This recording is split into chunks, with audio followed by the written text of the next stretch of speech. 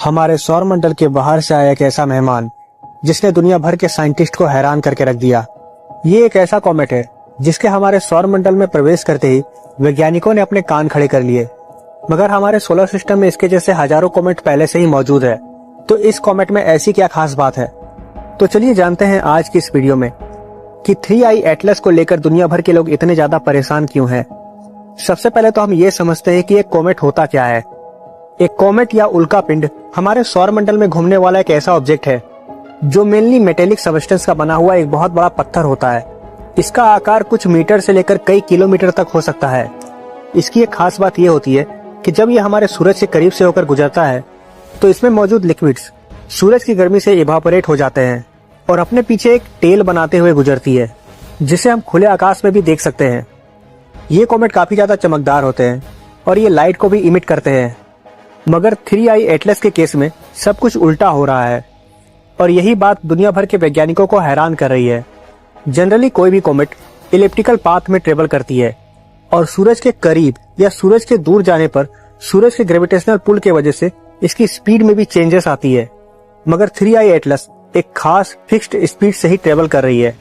मानो कि ये कॉमेट अपनी स्पीड को खुद कंट्रोल कर सकता है, जो कि किसी भी नेचुरल ऑब्जेक्ट के केस में पॉसिबल ही नहीं है।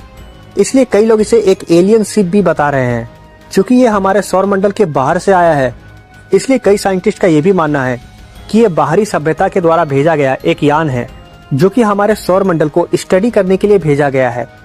और अगर ये बात सच हुई तो एलियन के साथ ये हमारी सबसे पहली मुलाकात हो सकती है। वैज्ञानिकों को जो बात सबसे ज्यादा हैरान कर रही है वो ये है कि ये एक खास डायरेक्शन में आगे बढ़ रही है। इसकी डायरेक्शन बिल्कुल वैसी है जैसा कि नासा के द्वारा भेजे गए वोयेजर यान की है। वोयेजर विमान को भी इसी तरह से स्पेस में लॉन्च किया गया था, जिससे कि वो ज्यादातर प्लेनेट के पास से होकर गुजरे, जिससे कि हमें उन प्लैनेट्स के बारे में अच्छी जानकारी मिल सके। और 3i एटलस का केस भी कुछ ऐसा ही है। 3i एटलस को स्पेसशिप मानने का एक और कारण भी है। ज्यादातर कॉमेट सूरज के पास आने पर अपने लिक्विड को इवापोरेट करते हैं और ये सूरज के ठीक उल्टे डायरेक्शन में होता है।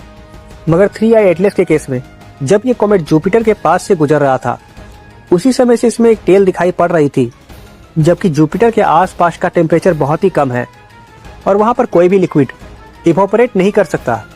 इसके अलावा सूरज के पास पहुंचने पर इसका जो टेल है उसका डायरेक्शन भी सूरज की ओर था, जिससे ऐसा लगता है कि ये अपने डायरेक्शन को कंट्रोल करने के लिए थ्रस्टर्स का यूज कर रहा है, जिस तरह से नॉर्मली स्पेसक्राफ्ट में यूज किया जाता है। 3i एटलस के बारे में एक और खास बात यह है कि ये समय समय पर अपना कलर भी चेंज कर रहा है, जो कि जनरली किसी और कॉमेट के साथ ऐसा नहीं देखा जाता है। इससे वैज्ञानिकों को यह भी लगता है कि शायद ये कॉमेट अपना खुद का लाइट इमिट कर रहा है। ये किसी स्पेसक्राफ्ट के होने का पक्का सबूत है।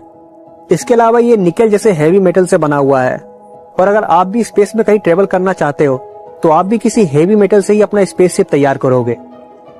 3i एटलस के बारे में ये सारी बातें एक ही तरफ इशारा कर रही है कि शायद ये किसी बाहरी सभ्यता का सबूत हो सकते हैं। वैसे दोस्तों, आपको क्या लगता है, क्या ये सिर्फ एक कॉमेट है या फिर ये किसी परग्रही सभ्यता का स्पेसशिप है?